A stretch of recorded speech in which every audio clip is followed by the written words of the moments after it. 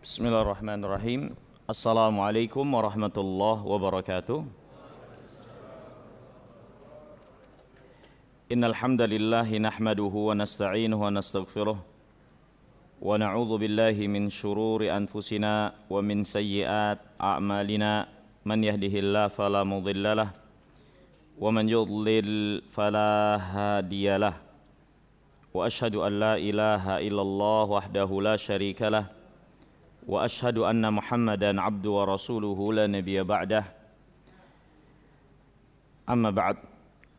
Hadirin yang dirahmati dan dimuliakan oleh Allah, alhamdulillah segala puji hanya milik Allah Subhanahu wa taala. Kita bersyukur atas segala nikmat-Nya. Allah mudahkan kita berada di tempat yang mulia ini. Semoga Allah menambah taufik dan hidayahnya kepada kita sekalian. Hadirin yang dimuliakan oleh Allah, pada kesempatan malam hari yang mulia ini kita akan mempelajari suatu nama Allah Subhanahu wa taala yang disebutkan oleh Nabi yang mulia alaihi salatu wassalam, yaitu Allah Subhanahu wa taala Al-Jamil, yang maha indah, sebagaimana sabda Rasulullah SAW, innallaha jamilun yuhibbul jamal. Sesungguhnya Allah itu maha indah dan mencintai keindahan. Secara garis besar, pembahasan kita akan kita ambil dari penjelasan Al-Imam Ibnul Qayyim rahimahullah dalam kitabnya Al-Fawaid. Dan beliau rahimahullahu ta'ala menjelaskan secara umum, sebelum kita membacakan apa yang beliau jelaskan tentang kemahaindahan Allah, beliau mengatakan bahwasanya nama Allah Al-Jamil, di dalamnya terdapat dua pelajaran besar bagi kita sekalian, yaitu pelajaran yang pertama al-ma'rifah, yang kedua suluk. Pelajaran ma'rifah, yang kedua suluk. Yang dimaksud dengan ma'rifah di sini, nama Allah Al-Jamil memperkenalkan kepada kita sekalian tentang Allah Subhanahu wa taala, ya. Dengan nama Allah Al-Jamil kita jadi mengetahui apa yang terkait dengan Allah dari kemahaindahannya. Di dalamnya terdapat ma'rifah, pengetahuan yang kita mengenal Allah dari namanya Al-Jamil. Kemudian yang kedua, pelajaran dari nama Al-Jamil juga terdapat pelajaran tentang suluk. Bahwasannya dengan nama ini berarti kita sebagai seorang hamba disukai, diperintahkan untuk berlaku indah di dalam karakter, perbuatan, perkataan, dan apa yang kita lakukan terkait penghambaan diri kita kepada Allah Subhanahu wa taala tentunya. Dua hal ini adalah garis besar dari apa yang kita akan pelajari nama Allah Al-Jamil, yang di dalamnya mengandung dua pelajaran besar terkait dengan ma'rifah dan yang kedua as-suluk. Adapun terkait dengan ma'rifah, dikatakan di sini oleh Al-Imam Ibnul Qayyim rahimahullah, ma'rifatullah bijamalih, mengenal Allah dari kemahaindahannya. Beliau mengatakan min a'azzi anwa'il ma'rifati ma'rifatur rabbi tabaraka wa ta'ala bil jamal. Di antara semulia-mulia pengetahuan tentang Allah adalah mengenal Allah dengan kemahaindahannya. Mengenal Allah dari kemahaindahannya, yang Allah telah perkenalkan dirinya kepada kita dengan nama ini, dengan sifat ini. Wa hiya ma'rifatu khawasil khalqi wa kullihim arafahu bi sifatin min sifatih wa atammuhum ma'rifah man arafahu bi kamalihi wa jalalihi wa jamalihi subhanah. Mengenal Allah dari kemaha indahannya termasuk pengenalan yang menjadi jalan makhluknya yang paling utama atau makhluknya yang khusus, ya, di mana semuanya dari hamba-hamba Allah yang istimewa mengenal Allah Subhanahu wa taala dengan sifat dari sifat-sifatnya, dan yang paling sempurna pengenalannya adalah mengenal Allah Subhanahu wa taala dengan kesempurnaan atau dari kesempurnaan, kemahaagungan dan kemahaindahan. Jadi di antara pintu jalan mengenal Allah Subhanahu wa taala adalah mengenal Allah dari kemahaindahannya. Laisa kamitslihi syai'un fi sa'iri sifati. Tidak ada yang semisal dengan Allah dalam seluruh apa yang menjadi sifat Allah. Kemudian beliau mengatakan, walau faradtal khalqa kullahum ala ajmalihim suratan wa kulluhum ala tilka surah wa nasabta jamalahumudh dhahir wal batin ila jamalir rabbi tabaraka wa ta'ala lakana aqall min nisbati sirajin dha'if ila qarsi syams. Sebagai gambaran, ya, beliau menjelaskan tidak ada yang semisal dengan Allah dalam seluruh apa yang menjadi sifat-sifat Allah, termasuk dalam hal ini kemahaindahannya. Dan kalau kita umpamakan seluruh makhluk semua berada pada sebaik-baik dan seindah-indah bentuk, ya, sebaik-baik rupa, seindah-indah rupa, kalau kita bandingkan, ya, dan bahkan yang ada pada makhluk itu keindahannya lahir batin, ya, kita kumpulkan semua keindahan yang ada pada makhluk lahir dan batin, ya. Kemudian kalau kita bandingkan dan sandarkan kepada kemahaindahan Allah Subhanahu wa taala, maka skala perbandingannya bukan berarti pembatasan. Itu seperti lentera kecil kita hadapkan dengan cahaya matahari yang menyinari. Tentu lentera ini tidak akan ada artinya apa-apa. Begitulah kurang lebihnya perbandingan kemahaindahan Allah SWT dengan apa yang ada pada makhluk untuk kita bisa mengenali kemahaindahan Allah SWT ini, ya, untuk kita besarkan, agungkan dan menghambakan diri kepada Allah SWT, mencintainya dari pengenalan kita akan kemahaindahannya ini. Kalau boleh kita bandingkan, seperti itulah kurang lebih. Ibarat lentera kecil, dan itu seluruh apa yang menjadi kesempurnaan apa yang ada pada makhluk dari keindahan dibandingkan kemahaindahan Allah, maka ibarat lentera kecil di hadapan cahaya matahari yang begitu luasnya. Untuk membuktikan ini, Al-Imam mengatakan, wa yakfi fi jamali annahu law kushifal hijab an wajhi la ahraqat subuhatu man taha ilaihi basaruhu min khalqihi.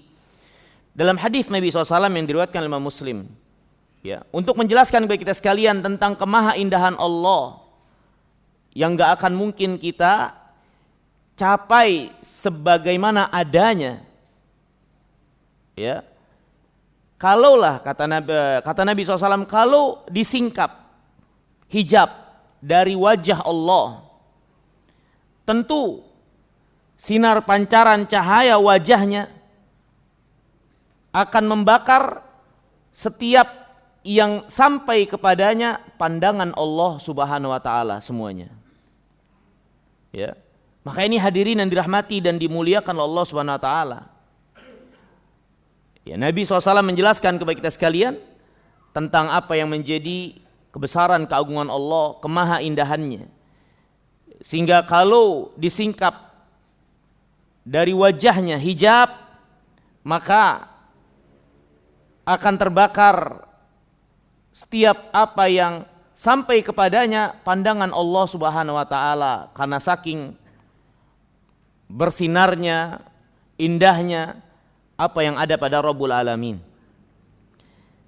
Kemudian hadirin yang dirahmati dan dimuliakan Allah, beliau Al-Imam mengatakan, wa yakfi fi jamali anna kulla jamalin zahirin wa batinin fid dunya wal akhirah famin athari sun'ati. Untuk kita lebih paham lagi Rabb kita yang maha indah, bahwasanya efek dampak dari kemaha indahan Allah dapat kita saksikan pada apa yang ada pada makhluk ini semua. Segala apa yang kita lihat, segala apa yang kita dengar, segala apa yang kita ketahui dari keindahan, kebagusan dan seterusnya, itu dampak efek dari kemaha indahan Allah, karena Allah penciptanya. Ketika ada sesuatu yang kita lihat membuat kita terpukau, membuat kita terkagum-kagum, maka bagaimana dengan Rabb-nya? Tentu Rabb-nya lebih agung lagi, lebih indah lagi. Ya. Bahkan kata Imam, setiap apa yang indah dari yang lahir dan yang batin, itu semua adalah dampak, efek dari kemaha indahan Allah, karena Allah yang menciptakannya. Makanya kata Imam, fama dhann bima sadara anhu hadzal jamal. Maka bagaimana pendapat, bagaimana keyakinanmu tentang Allah yang menjadi sumber keindahan itu semua? Kalau segala yang ada dari keindahan ini membuat kita terpukau, terkagum-kagum, bagaimana dengan Rabb-nya, penciptanya? Ya. Kemudian Al-Imam mengatakan, wa yakfi fi jamalihi annahu lahul izzah jami'an wal quwwah jami'an wal jud kullu wal ihsan kullu wal ilmu kullu wal fadlu kullu. Dan cukup bagi kita untuk mengetahui kemaha indahan Allah. Allah lah pemilik segala keperkasaan, kekuatan, kedermawanan, kebaikan, ilmu, karunia. Segala apa yang terpuji, maka itu Allah SWT pemiliknya. Dan Allah SWT maha indah dengan apa yang ada pada kesempurnaannya tersebut. Ya.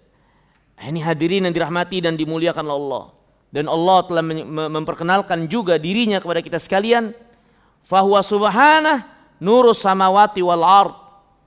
Dialah Allah SWT, nur, cahaya langit dan bumi. Wa yaumal qiyamah idza jaa li faslil qada tasharraqal ard bi nurih. Dan kalau Allah nanti datang yaumul qiyamah untuk menetapkan keputusan, maka cahayanya menyinari seluruh apa yang ada pada hambanya ketika itu, yang mereka bertempat di sana, dari bumi yang lain yang telah Allah gantikan, bukan bumi seperti yang kita pijak ini. Ya, sebagaimana kata Allah SWT, wa asyraqatil ardu binuri rabbiha, dan bumi ketika itu bersinar dengan nur Rabb-nya. Ini hadirin yang dirahmati dan dimuliakan oleh Allah SWT. Kemudian beliau rahimahullah menjelaskan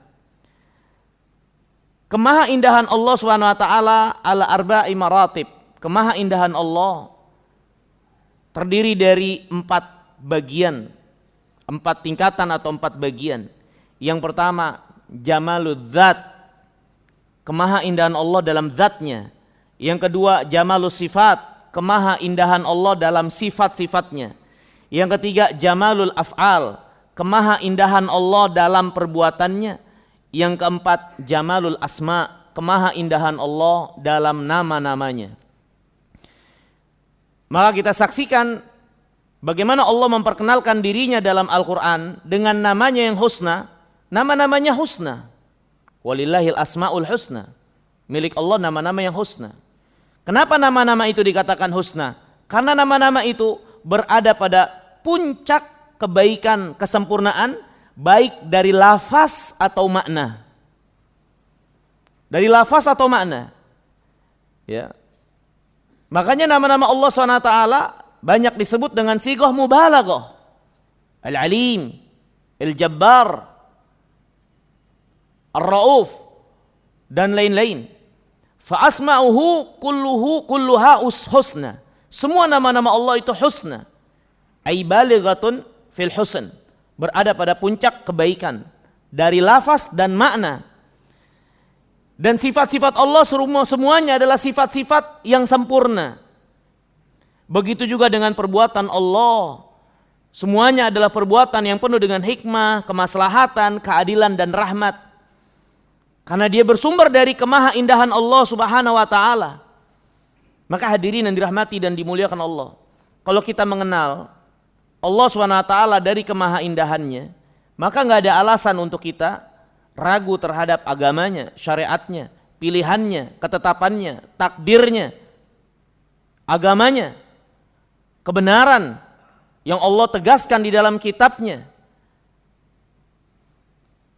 Karena ini berasal dari yang maha indah, Rabbul Alamin, yang memiliki keindahan, yang berada pada puncak keindahan dalam nama-namanya, dalam sifatnya, dalam perbuatannya, ketetapannya kauniyah, ketetapannya syar'iyah. Itu semua tidak keluar daripada hikmah, maslahah, keadilan dan rahmat. Kemudian kata Imam, wa amma jamalud dzat, adapun kemahaindahan zat Rabbul Alamin, fa amrun la yudrikuhu siwa wa la ya'lamuhu ghairu. Kemahaindahan zat Allah, maka enggak ada yang bisa mencapainya kecuali Allah. Enggak ada yang mengetahui hakikat sesungguhnya kecuali Rabbul Alamin. Wa laisa indal makhluqin minhu illa ta'rifat ta'arrafa biha ila man akramahu min ibadi. Makhluk enggak ada bagian menggapai keindahan zat Allah kecuali sekedar ta'rifat, yakni definisi-definisi, ungkapan-ungkapan, ya, yang diungkapkan oleh orang-orang yang Allah muliakan dari hamba-hambanya. Hadirin yang dirahmati dan dimuliakan Allah, pada akhirnya yang menyebut tentang kebesaran keagungan Allah, kemuliaannya, kemahaterpujiannya adalah hamba-hambanya yang Allah muliakan. Ya, hamba-hambanya Allah muliakan dari para nabi dan rasul, ya, dari orang-orang saleh. Maka kita nggak bisa sampai pada titik pengenalan kemahaindahan zat Allah kecuali sekedar ungkapan bagaimana Allah pastinya maha indah, ya. Fa inna dzalikal jamal masunun anil aghyar mahjubun bisitrir rida wal izar. Kata Imam rahimahullah, sesungguhnya kemahaindahan zat Rabbul Alamin masunun anil aghyar, yakni terjaga dari setiap orang-orang yang, atau dari setiap kecemburuan orang-orang yang ingin sampai kepadanya, enggak akan bisa. Mahjubun, tertutup dengan sitrir rida, dengan tirai, selendang dan izar dan kain. Allah Subhanahu wa ta'ala, Rasulullah SAW bersabda, Allah berfirman, al-kibriya'u ridai wal azamatu izari. Kesombongan adalah selendangku dan keagungan adalah kainku. Walamma kanatil kibriya, kemudian kata Imam, ketika kesombongan itu lebih besar, a'dham wa ausa, kanat ahak bismir rida, maka dia lebih berhak dinamakan dengan selendang. Fa innahu subhana al-kabir al-muta'al fa wa subhana al-ali al-azim. Karena Allah yang maha besar, yang maha tinggi, Allah maha agung lagi maha tinggi. Ini hadirin yang dirahmati dan dimuliakan Allah Subhanahu wa taala. Maksudnya kemaha agungan Allah, kemaha sombongan Allah, ini semua tidak akan mungkin membuat kita bisa sampai pada kemaha indahan Allah dalam zatnya. Ya. Karena Allah Subhanahu wa taala telah jelaskan kepada kita sekalian kebesaran keagungannya. Ibnu Abbas mengatakan, hajabat dzat bis sifat wa hajabat sifat bil af'al. Sifat-sifat itu, ini sifat-sifat Allah yang tinggi, yang mulia, itu telah menutup apa yang menjadi zatnya.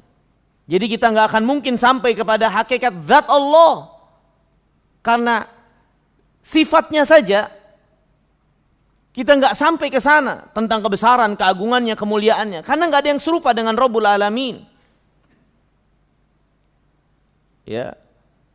Dan sifat Allah SWT, pencapaian sesungguhnya ditutupi dengan perbuatannya. Yani kalau kita mau sampai kepada hakikat dari sifat Allah, maka lihatlah apa yang menjadi perbuatan Allah. Dari takdir kauni, takdir syar'i, yang di dalamnya terdapat keindahan, kemaslahatan, keadilan, rahmat, dan lain-lain dari kebaikan-kebaikan penciptaan alam semesta ini. Itu saja kita nggak akan pernah sampai pada kesempurnaan dalam ilmu kebesaran keagungan Allah dalam perbuatannya. Bagaimana kita bisa sampai kepada hakikat dari sifat, apalagi zat yang bisa kita rasakan dan resapi dari perbuatan Allah di alam semesta ini, ketetapan takdirnya kauni, ketetapan takdirnya syar'i, itu saja membuat kita meleleh untuk akhirnya kita mencintai, menghambakan diri, merindukannya, membesarkan, mengagungkannya, Rabbul Alamin. Ya. Ini hadirin yang dirahmati dan dimuliakan Allah Subhanahu wa taala. Kemudian kata Imam, "Fama dhannuka bi jamalin hujiba bi awsafil kamal wa sutira bi nu'util 'azamati wal jalal." Bagaimana pendapatmu, bagaimana pandanganmu dengan keindahan yang telah ditutupi dengan sifat-sifat yang sempurna, telah ditutupi dengan sifat-sifat keagungan dan kemuliaan Rabbul Alamin. Wa min hadzal ma'na yufham ba'du ma'ani jamali dzati. Dari sisi makna inilah kita dapat memahami kemahaindahan zat Rabbul Alamin. Fa innal abda yataraqqa min ma'rifatil af'al ila ma'rifatis sifat wa min ma'rifatis sifat ila ma'rifatid dzat. Karena sungguhnya hamba meningkat pengenalannya kepada Allah dari mengenal perbuatannya, dari mengenal perbuatannya menuju mengenal sifatnya, dari mengenal sifatnya menuju mengenal zatnya. Dan hadirin yang dirahmati dan dimuliakan Allah, orang beriman punya keistimewaan dari insting dan rasa, karena mereka memang diajarkan dan dikenali tentang Allah di dalam agama ini. Al-Quran sendiri tidak kurang dari sepertiganya berisi pengenalan Allah tentang dirinya kepada kita. Dan di antara maksud dan tujuan Allah ciptakan kita, Allah memperkenalkan dirinya kepada kita. Sebagaimana Allah berfirman, Allahul ladzi khalaqa sab'a samawat wa minal ardi mithlahun yatanazzalul amru bainahun lita'lamu annallaha ala kulli syai'in qadir wa annallaha qad ahata bikulli syai'in ilma. Allah lah yang menciptakan langit 7 lapis, begitu juga dengan buminya. Dan Allah turunkan urusan di antara langit dan bumi ini, perintahnya, larangannya, syariatnya, ketetapannya, dan apa yang ada di antara langit dan bumi, semua ini Allah yang jadikan segala urusannya, termasuk rasul-rasulnya yang Allah utus, kitabnya yang Allah turunkan. Itu semua kata Allah, lita'lamu, agar kalian tuh tahu, kalian berilmu. Untuk apa? Apa yang harus kita ketahui dan berilmu dengan adanya ini semua? Allah Rabb kalian Maha Kuasa atas segala sesuatu. Allah Rabb kalian ilmunya meliputi segala sesuatu. Jadi apa yang ada ini Allah memperkenalkan dirinya kepada kita sekalian. Makanya Al-Quran gak kurang sepertiganya berisi pengenalan tentang Allah. Oleh sebab itulah Nabi SAW mengatakan al-ikhlas ta'dil thuluth al-Quran. Al-ikhlas menyamai sepertiga Al-Quran. Karena al-ikhlas dari awal sampai akhir berisi tentang pengenalan tentang Rabbul Alamin. Maka hadirin yang dirahmati dan dimuliakan oleh Allah Subhanahu wa taala, dari sisi makna ini, dari sisi makna yang tadi disebutkan oleh Imam Muqayyim tentang kemahaindahan Allah, ya, yang memang Allah ciptakan kita untuk mengenalnya, akhirnya kita bisa memahami makna kemahaindahan zatnya.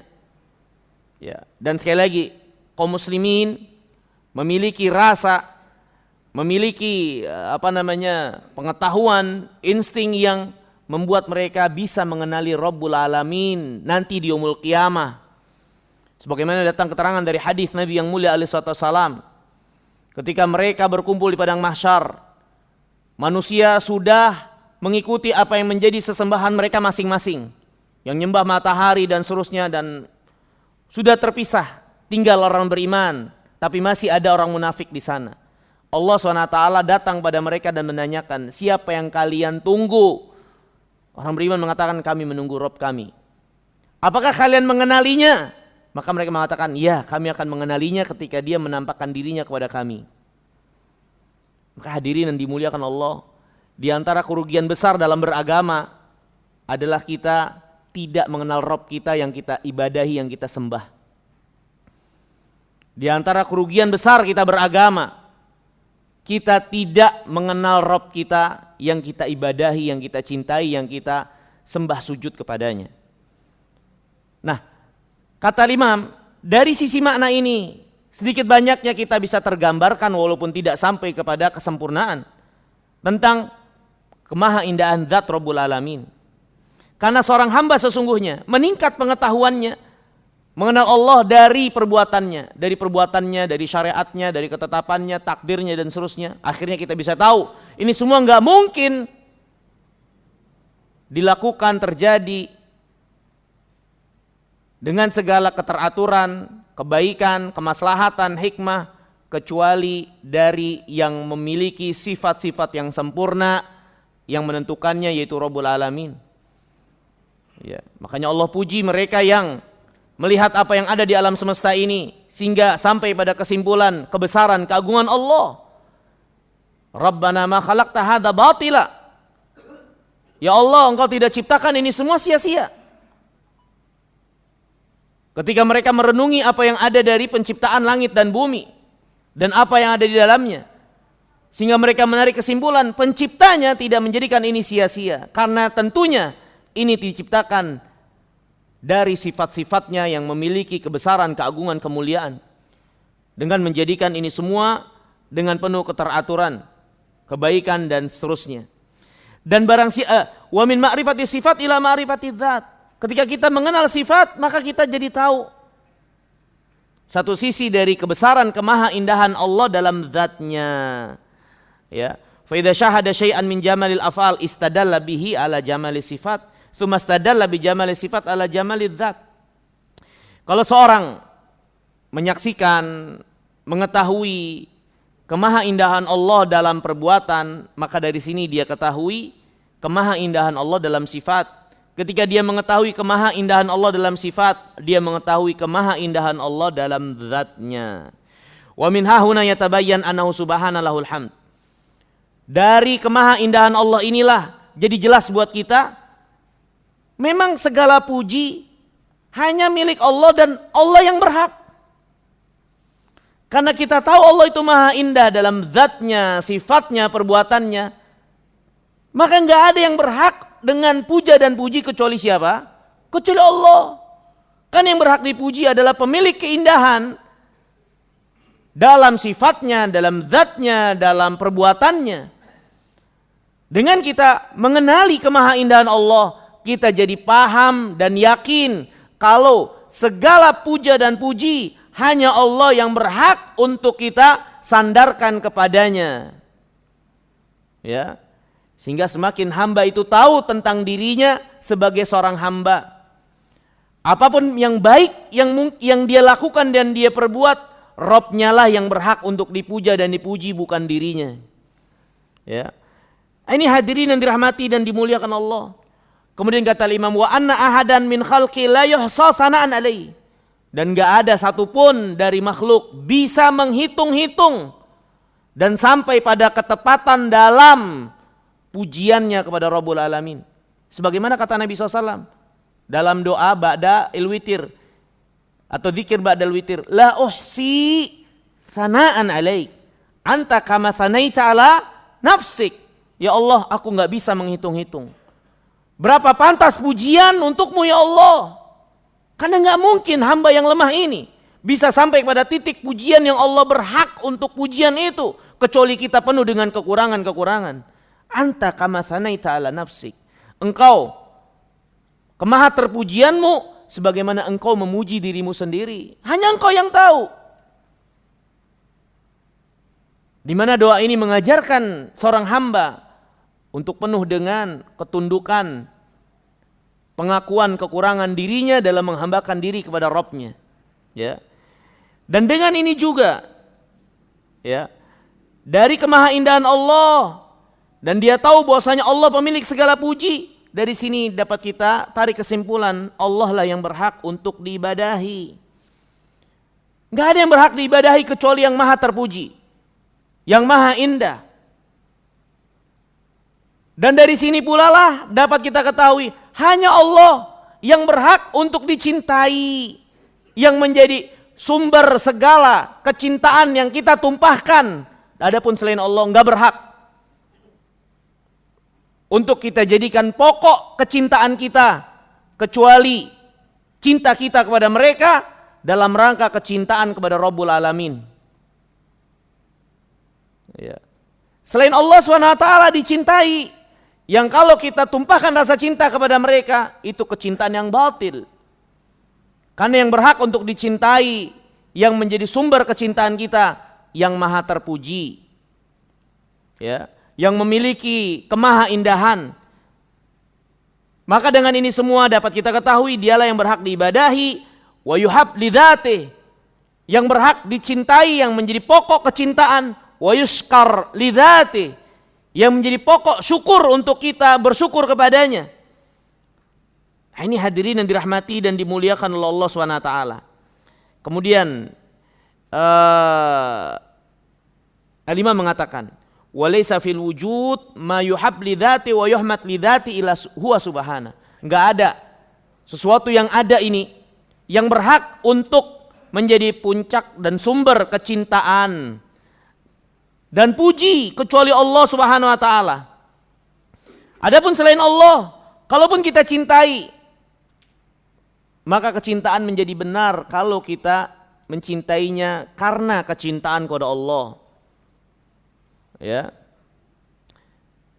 Fa in kanat mahabbatuhu tabi'atan li mahabbatihi bihaitsu yuhibbu li ajli fa mahabbatuhu sahihah. Wa illa fa hiya mahabbatun batilah. Selain Allah, kalau dicintai karena mencintai Allah, karena kecintaan kepada Allah, karena Allah yang menjadi sumber inspirasi cinta kita kepada selainnya, itu cinta yang sahih. Kalau enggak, maka itu cinta yang batil. Bagaimana kita mencintai sesuatu dengan sendirinya tanpa karena kecintaan kita kepada Allah, sedangkan sesuatu itu pasti punya kekurangan, cacat, aib, tidak maha terpuji, tidak maha indah. Maka kita akan mengalami sedikit banyaknya kekecewaan kalau rasa cinta kita arahkan demikian. Wa hadza huwal haqiqatul ilahiyah. Inilah hakikat al-ilahiyah. Ini hakikat apa yang menjadi keberhakan Allah untuk diibadahi. Kenapa Allah berhak diibadahi? Karena dia maha indah, karena dia maha terpuji, karena dia maha sempurna. Karena al-ilah al-haq yang berhak diibadahi, huwallazi yuhab lidzatihi wa yuhmad lidzatihi, adalah yang dicintai dengan zatnya dan dipuji dengan sendirinya, yang menjadi puncak kecintaan dan puja dan puji. Fa kaifa idzan dhafa ila dzalika ihsanu. Ini dari sisi Allah yang menunjukkan kepada kita, akhirnya dialah yang berhak diibadahi. Dialah yang berhak untuk menjadi sumber rasa cinta kita, untuk kita tumpahkan rasa cinta dan mencintai selain Allah karenanya. Ini dari sisi Rabbul Alamin. Bagaimana kalau kita lihat dari sisi yang lain, yaitu kebaikan Allah, rezeki Allah, ampunan Allah, rahmat Allah, kedermawanan Allah. Kalau kita lihat dari sisi ini, itu tambah menggunung lagi. Bukti yang menunjukkan kepada kita sekalian, hanya Allah yang berhak diibadahi. Adapun selain Allah, enggak ada yang berhak satupun dan sedikit pun juga. Ya. Ini hadirin yang dirahmati dan dimuliakan Allah.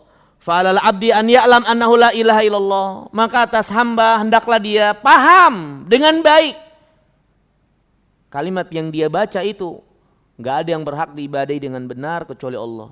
Kalau ditanya, kenapa kamu ucapkan itu? Kenapa kamu berikrar, menyatakan pernyataan sebagai ikrar? Enggak ada yang berhak diibadahi dengan benar kecuali Allah. Apa alasanmu? Maka seorang harus mengucapkan ini dengan ilmu. Karena ikrar persaksian hanya akan diterima di sisi Allah dengan ilmu. Sebagaimana kata Allah, illa man syahida bil haq wa hum ya'lamun. Persaksian ikrar yang diterima adalah yang bersaksi dengan benar, bersaksi dengan ilmu. Maka hadirin yang dirahmati dan dimuliakan Allah, di antara tariqah untuk kita akhirnya paham kenapa hanya Allah yang berhak diibadahi, karena Allah yang maha indah. Darinya lah sumber keindahan. Dan dengan keindahannya dia menjadi maha terpuji dan maha sempurna dan maha agung. Yang seperti inilah yang berhak diibadahi untuk kita curahkan segala bentuk penghambaan diri dari rasa cinta, ketundukan, harap dan takut. Adapun yang tidak memiliki dan tidak tersifatkan dengan sifat-sifat ini enggak berhak. Ya. Ini hadirin yang dirahmati dan dimuliakan oleh Allah Subhanahu wa taala. Itu dari sisi pengenalan dari apa yang menjadi sifatnya, zatnya yang maha indah, maha terpuji dan seterusnya. Bagaimana kalau kita melihat juga dari sisi kebaikan-kebaikan perbuatannya, yang juga Allah perintahkan kepada kita sekalian untuk kenali Allah dari apa yang Allah SWT tetapkan, jadikan buat kita dalam perbuatannya. Kata Allah SWT, fadhkuru ala Allah la'allakum tuflihun. Ingatlah oleh kalian nikmat-nikmat Allah agar kalian jadi orang beruntung. Yang dengan kalian mengingat, menghayati, meresapi sehingga kalian paham benar Rabb kalian itu seperti apa, bagaimana dan apa yang menjadi keberhakannya. Ya.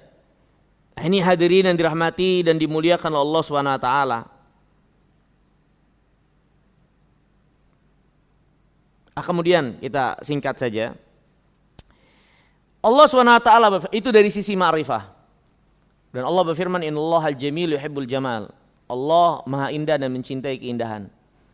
Menunjukkan kepada kita sekalian hadis yang mulia ini, apa yang Allah cintai untuk kita lakukan menjadi karakter amaliyah keindahan, menghiasi apa yang kita lakukan dalam penghambaan diri kepada Allah SWT, baik lahir atau batin. Allah mencintai dan suka hambanya berada pada keindahan, mengusahakan keindahan lahir dan batinnya. Keindahan batin dengan mereka mengikhlaskan penghambaan diri kepada Allah. Keindahan batin dengan mereka menunjukkan antusias, kesungguhan, ingin kebaikan, tunduk kepada Allah, menghambakan diri kepada Allah SWT dengan penuh semangat, dengan penuh rasa cinta dan kejujuran. Keindahan batin yang diinginkan dari Allah kepada hambanya, keyakinan-keyakinan yang lurus, yang benar tentang Allah, tentang malaikatnya, kitabnya, rasulnya, yaumul qiyamah, tentang takdir. Dan keindahan lahir dari perkataan yang baik, perkataan-perkataan yang baik, yang jauh dari kekejian, perbuatan-perbuatan yang baik, kelemah lembutan, akhlak yang mulia. Maka Allah yuhibbul jamal, mencintai keindahan-keindahan batin untuk dilakukan oleh hambanya, dan keindahan lahir untuk dilakukan oleh hambanya, baik berupa perkataan, perbuatan, atau apa yang menjadi penampakan lahiriah mereka, pakaian, ya, dengan tanpa memaksakan diri. Terlebih lagi itu adalah dalam rangka penghambaan diri kepada Allah SWT. Mereka memakai apa-apa yang indah dalam beribadah, menghambakan diri kepada Allah. Sebagaimana Allah SWT berfirman, "Ya bani Adam, khudhu zinatakum inda kulli masjidin." Wahai anak Adam, pakailah perhiasan kalian setiap kalian hendak melaksanakan salat. Nabi yang mulia alaihi salam pernah melihat ada seorang memakai pakaian yang lusuh, rambutnya acak-acakan. Kemudian Nabi mengatakan, "Alaka min malin?" Kamu punya harta enggak? Orang ini mengatakan, "Iya ada." Harta berupa peternakan ini dan itu disebutkan. Maka kata Nabi SAW, "Falyura atharu ni'matihi." Hendaklah seorang hamba memperlihatkan bekas nikmat Allah pada dirinya. Ini dengan dia memperbagus dirinya. Dengan perhiasan yang halal, yang dibenarkan. Kalau dia mampu untuk pakai pakaian yang baik, maka kenapa dia harus memakai pakaian-pakaian yang lusuh? Apakah dia diajarkan untuk beragama seperti itu? Berlusuh-lusuh diri, berbau-bau diri, tidak memperhatikan kebersihan diri. Allah mencintai untuk melihat bekas nikmat untuk ditampakkan oleh hambanya dalam kehidupannya. Ini hadirin yang dirahmati dan dimuliakan Allah. Jadi di antara bagian suluk pengenalan Allah dari namanya Al-Jamal adalah Allah mencintai hambanya untuk menunjukkan keindahan lahir dan batinnya. Lahir dan batinnya. Bukan hanya batin tapi lahirnya juga. Nah ini hadirin yang dirahmati dan dimuliakan Allah. Al-Imam kemudian menjelaskan ada dua kelompok yang tergelincir khususnya berkaitan dengan keindahan lahir. Itu kelompok yang berlebihan dan kelompok yang menyepelekan. Kelompok yang berlebihan dan menyepelekan, ya. Kelompok yang berlebihan, ya, adalah kelompok yang memandang dan melihat semua ini indah. Ya.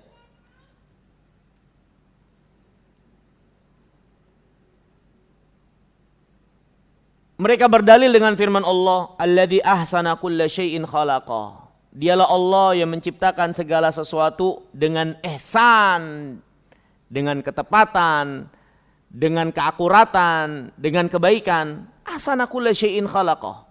Jadi semua ini enggak ada yang jelek. Menurut mereka, penampakan lahirnya ini semua bagus, mau kayak gimana juga bagus. Ya. Mereka juga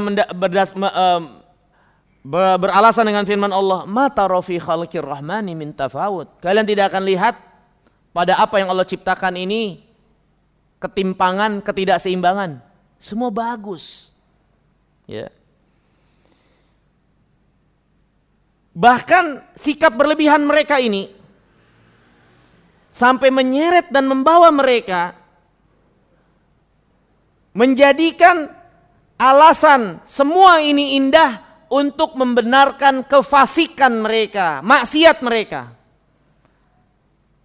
Sehingga mereka menyimpulkan ketika memandang perempuan-perempuan yang cantik yang bukan mahramnya, auratnya dipandangi, itu adalah ibadah selama dalam rangka merenungi kebesaran keagungan Allah. Wah, maha indah penciptanya. Ya. Ada yang kayak gitu? Ada. Ya, maka jangan heran kalau ada orang yang menjadikan perbuatan maksiatnya sebagai ibadah. Bukan mereka nggak punya alasan, punya. Hanya saja mereka tergelincir jalan dan tersesat. Memahami agama ini parsial, hanya dari sisi satu bagian dan tidak keseluruhan. Sehingga akhirnya mereka mengetahui sebagian dan melupakan banyak bagian yang lain yang mereka tinggalkan. Ketika mereka beralasan semua ini indah, sehingga mereka berada pada kesimpulan termasuk apa yang mereka lakukan dari maksiat sekalipun, selama itu didasari atas dasar meresapi keindahan Allah, itu adalah kebaikan. Maafi muskilah, nggak ada masalah. Ya, ini hadirin yang dirahmati dan dimuliakan Allah SWT. Kemudian kata al-Imam, hatta yazum anna ma'buda yadhhar fi tilka surah wa yahillu fiha. Bahkan sampai mereka menyimpulkan Allah SWT, ya bahasanya apa ya? Yadhhar fi tilka surah. Ini Allah SWT nampak di penampakan lahiriah itu. Allah terwujudkan di penampakan lahiriah itu. Ya. Wa in kana ittihadiyan. Walaupun dengan kesimpulan itu mereka akhirnya menyimpulkan Allah menyatu dengan makhluk. Ini kan diantara alasan dan pola pikir jalan orang-orang yang punya keyakinan al-hululiyah. Allah menyatu dengan makhluk. Sehingga ketika mereka melihat, wah ini semua Allah, semua ini adalah Allah, segala sesuatu adalah Allah. Ini diantara pola mereka, ketergelinciran mereka dalam memandang keindahan. Sehingga ketika mereka melihat hal-hal yang haram, ini Allah menampakkan dirinya pada hal tersebut. Ya, ini hadirin yang dirahmati dan dimuliakan Allah. Kelompok yang kedua, ini berada pada kutub yang berbeda. Itu udah azan belum? Belum ya. Kelompok yang kedua ini mereka benar-benar berada pada titik yang berbeda dengan kelompok yang pertama. Mereka memandang penampakan lahiriah yang bagus, yang indah itu tercela. Gak boleh jadikan perhitungan, gak boleh kita tertipu. Apa-apa yang indah ini semua tercela sudah. Ya. Mereka beralasan dengan firman Allah, wa idza ra'aitahum tu'jibuka ajsamuhum. Kalau kalian lihat orang munafik, maka penampakan lahiriah mereka, jasad mereka membuat kalian terpukau. Lihat, Allah mencela tuh penampakan lahiriah. Jadi apa yang menjadi penampakan lahiriah? Enggak perlu. Mereka berdalil dengan sabda Nabi yang mulia alaihi wasallam. Innallaha la yanzuru ila suwarikum wala ila amwalikum. Allah enggak lihat kalian dari rupa kalian. Jadi udahlah, mau enggak mandi, compang-camping, enggak masalah. Allah enggak lihat kok. Yang penting hatinya menurut mereka. Sehingga mereka menafikan keindahan lahiriah. Menurut mereka keindahan lahiriah semuanya tercela. Ya. Kita nanti lanjutkan ba'da ba'da adzan, ya adzan dulu.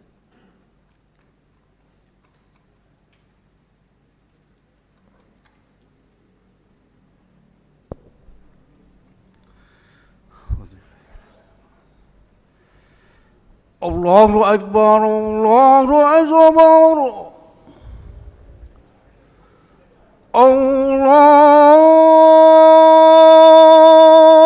Allahu Akbar,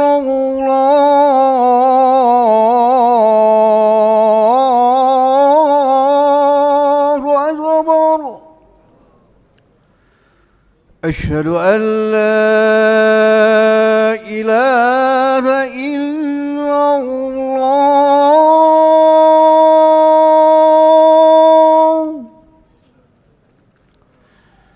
أشهد أن لا إله إلا الله.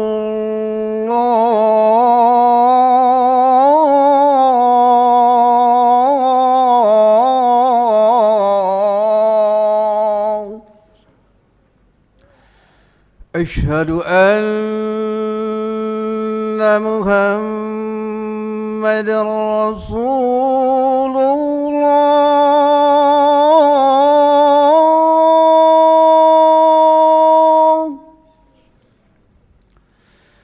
أشهد أن محمد رسول الله.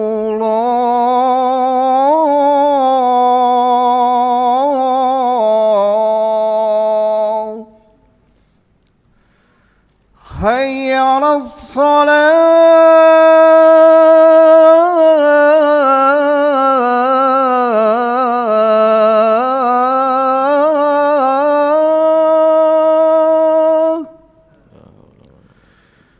حي على الصلاة.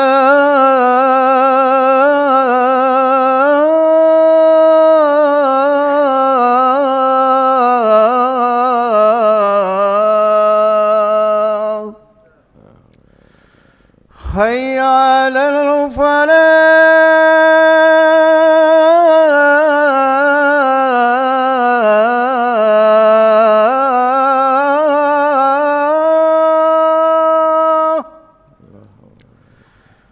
حي على الفلاح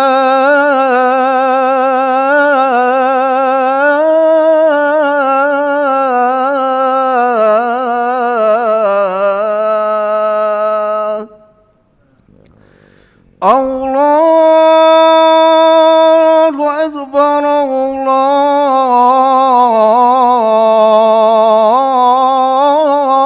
الله أكبر لا إله إلا الله.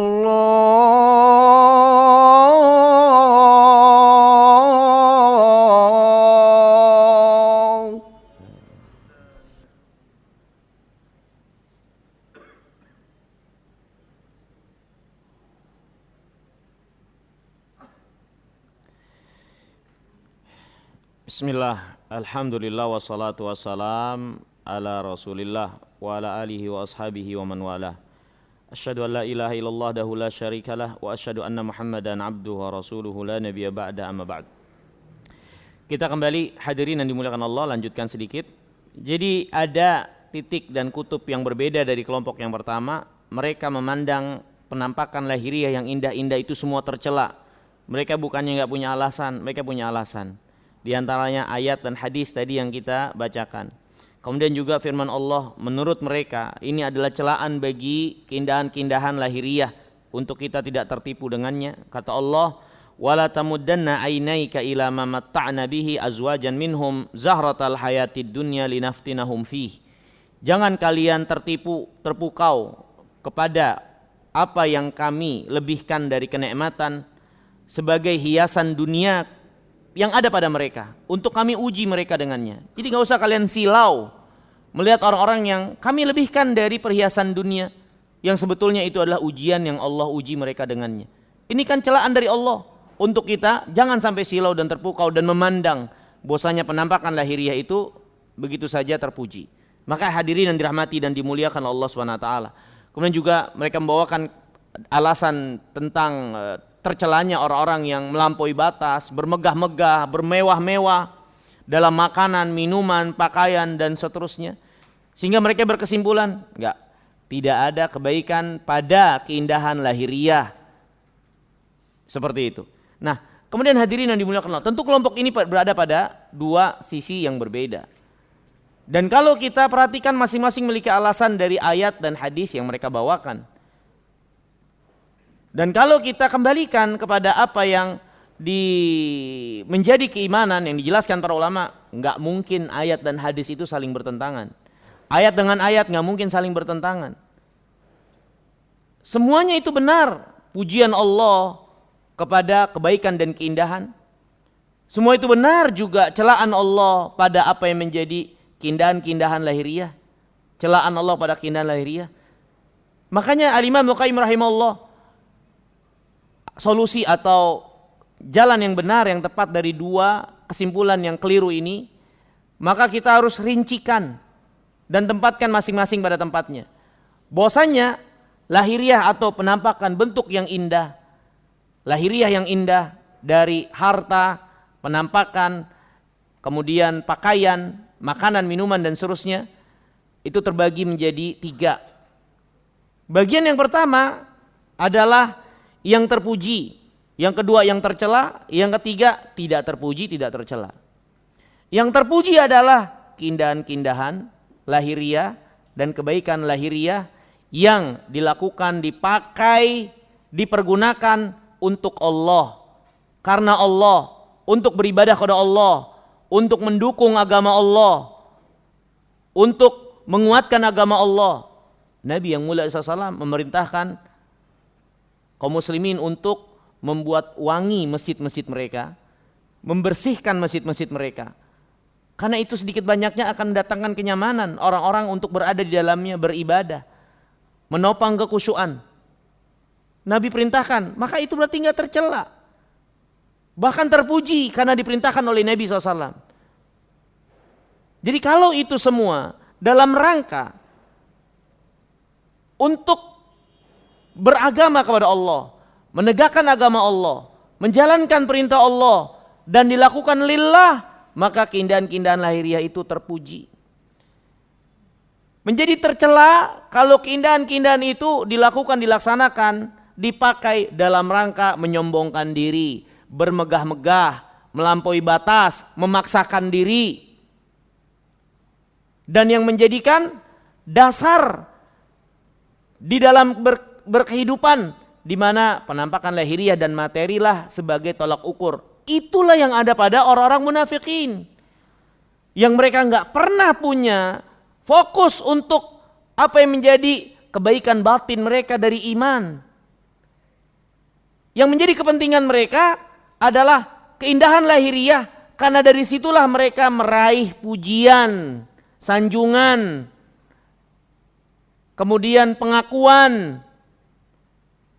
Maka kalau ini yang dituju dan dimaksud dalam menampakkan keindahan lahiriah, itu baru tercela. Yang dilakukan bukan karena Allah, untuk bermegah-megah, menyombongkan diri, merendahkan orang lain, untuk maksiat, seperti yang dilakukan oleh orang kafirin dan musyrikin, menampakkan apa yang menjadi kemegahan-kemegahan mereka, menyombongkan diri di bumi Allah ini, maka itu yang tercela. Jadi ada yang terpuji, ada yang tercela. Tempatkan pada tempatnya. Ada yang ketiga, yang tidak terpuji dan tidak tercela. Yang tidak terpuji dan tidak tercela adalah yang tidak didasari atas dasar yang terpuji dan tidak didasari atas dasar yang tercela. Ini bukan dalam rangka bermegah-megah, bukan juga dalam rangka ketaatan dan mendukung ketaatan kepada Allah. Ya dia memang senang saja. Maka ini enggak terpuji dan enggak tercela. Nah, ini hadirin yang dimuliakan Allah SWT. Walhasil intinya, ketika Nabi SAW mengatakan innallaha jamil yuhibbul jamal, dan untuk seluruh nama dan sifatnya, maka pastinya di dalamnya terdapat dua pelajaran, yaitu tentang ma'rifah dan suluk. Ma'rifah di mana dengan nama tersebut ya kita pelajari, hayati, dalami, pahami untuk lebih mengenal Allah SWT dari apa yang ditunjukkan nama-nama tersebut. Kemudian di dalamnya juga terdapat suluk, karakter yang diinginkan oleh Allah SWT ya, dari apa yang menjadi penunjukan nama Allah tersebut yang terpuji untuk kita amalkan dan lakukan. Nah, ini mungkin yang bisa kita pelajari di kesempatan malam hari yang mulia ini. Saya kira kita nggak ada tanya jawab ya, karena tanya jawab nanti sama ustadz yang lain saja, karena sudah masuk waktu Isya. Mohon maaf kurang lebihnya, semoga yang sedikit ini bermanfaat. Subhanakallahumma bihamdika asyhadu an la ilaha illa anta astaghfiruka wa atubu ilaik. Assalamualaikum warahmatullahi wabarakatuh.